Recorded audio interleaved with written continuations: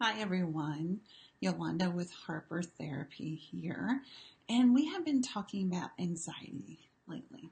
I wanted to just share with you some information, some thoughts from this brain geek about anxiety in your brain so that maybe we can make some more sense about what's going on when we experience anxiety. So let's start by saying that anxiety, a good definition for anxiety is an intense stress response. So our brain is kind of built from two different components, and nervous system component. We have the parasympathetic nervous system, which is the nice, calm, relaxed Zen part. Think about hanging out on the couch with your dog, or just watching a show that you find enjoyable. Sitting on the beach, that's a good example of parasympathetic. So that's just that calm, relaxed state.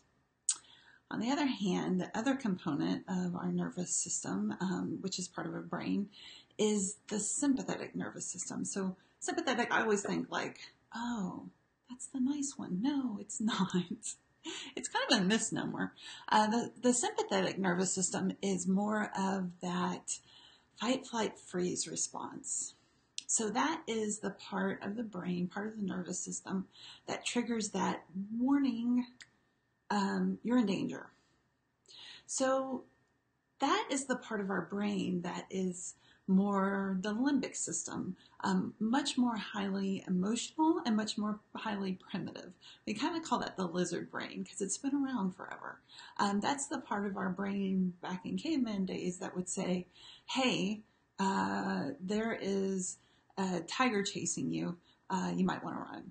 So when that part of the brain is engaged, when we feel threatened, that causes those physiological responses, the increased heart rate.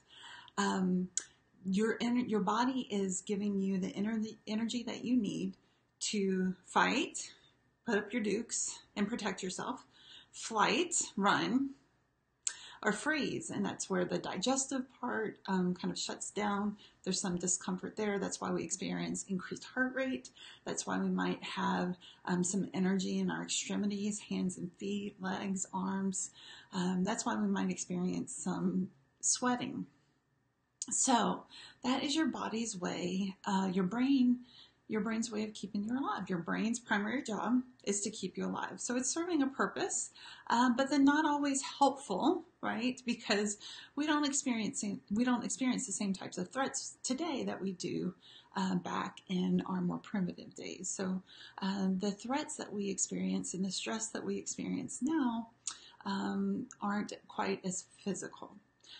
So part of the challenge too with the way that our brains respond to that stress, that threat, is that feedback loop between the limbic part of our brain and the prefrontal cortex. So the limbic part is kind of deeper seated. That's the more fight, flight, freeze part of our brain. And that sends messages to the prefrontal cortex, the thinking part of our brain. And part of the challenge with that is that a lot of times we think that since we are having a thought, it's an accurate thought. Where really your brain is trying to keep you alive, trying to keep you safe. So just as an example, if you are walking along in the woods and you see a stick, when you're in your parasympathetic or when you're calm, relaxed, alert, right, vigilant but not hyper vigilant, you're able to see that stick, gather that information, your brain takes in that information, your brain says, that's a stick. Say that you are walking along in the woods and you come across a snake. Your brain is going to respond much more differently, right? Hey, you need to take care of yourself, get out of there. Kill the snake, run, whatever, right?